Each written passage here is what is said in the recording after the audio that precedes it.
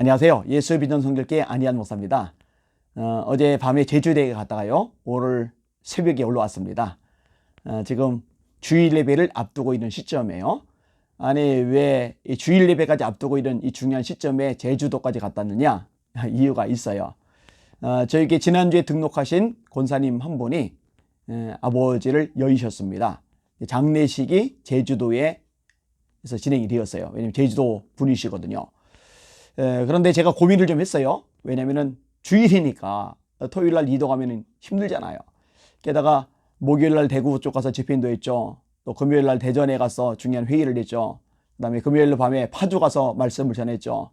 그리고 토요일 날 기아대책 모임 가지고 또 청년 예배 설교하고, 이게 몸이 천근만근이잖아요. 그러니까 좀 쉬고 싶고, 또 주일 준비하려면 시간도 막 쪼들리고, 그러니까 이제 고민이 될 수밖에 없어요. 근데 그럼에도 불구하고 제주도까지, 그 장례식까지 제가 갔던 이유가 있어요. 왜냐면은 등록하신 이 권사님께서 한 주밖에 안 되셨기 때문에 우리 교인들 중에 아는 사람들이 거의 없어요.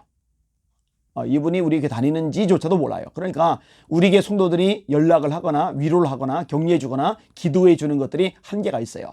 이럴 때 담임 목사라도 가서 기도해 주는 게 필요하겠다 생각이 드는 거예요.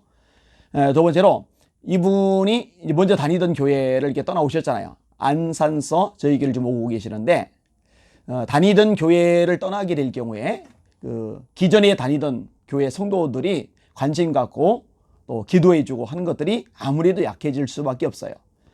심적으로 힘들고 어려운 시간들을 지나가고 있는데, 그렇게 기존에서 빠져나오셨으니 거기서 기도해 줄 사람들이 모자랄 거고, 얼마나 기도 도움이 필요할까, 이 마음이 더 쓰일 수밖에 없는 거예요.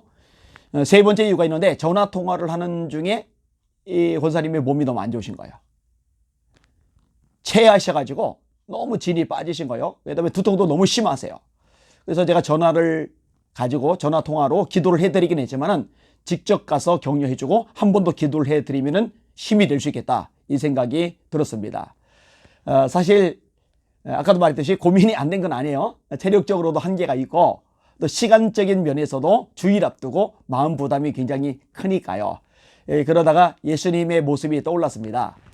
예수님께서 피곤한 몸을 끌고서 제자들 데리고 갈릴리 바다를 건너가세요. 건너가셔서 하신 일이 뭐냐?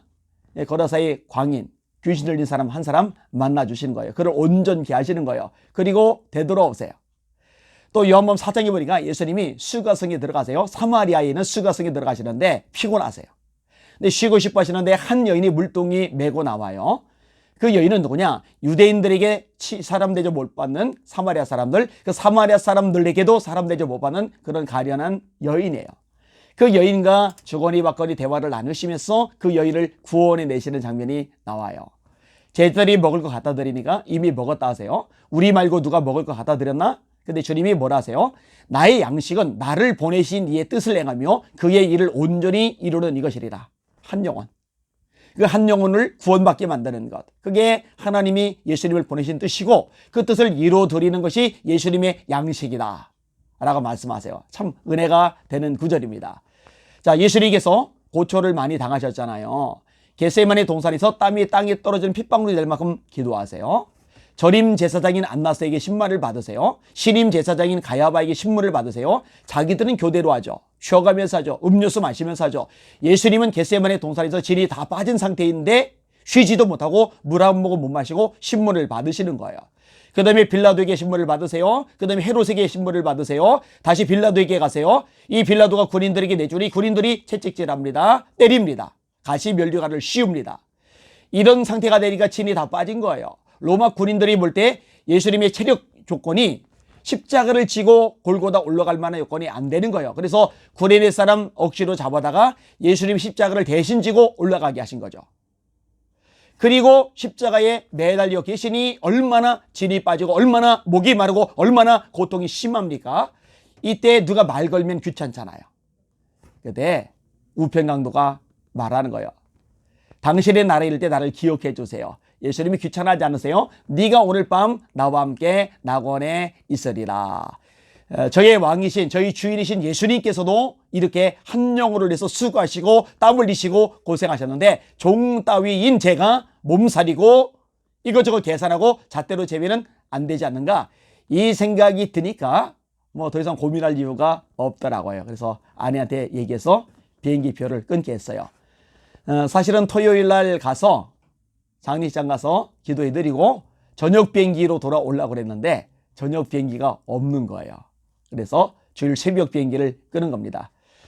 무사히 잘 도착을 했고 얼마나 우리 권사님이 반가워하시고 기뻐하시는지 몰라요. 얼마나 용기와 힘을 얻으시는지 몰라요. 그것만으로 이미 보상이 되었습니다. 오늘 주일 예배 가운데도 성령의 불이 임하여서 하나님의 영광과 능력과 기적이 선포되기를 원하고 이 방송을 듣는 여러분들에게도 하나님의 사랑, 능력, 성령의 역사심이 넘쳐나기를 주님의 이름으로 축복합니다. 예수 이름으로 승리하는 멋진 주님의 날 되십시오. 할렐루야.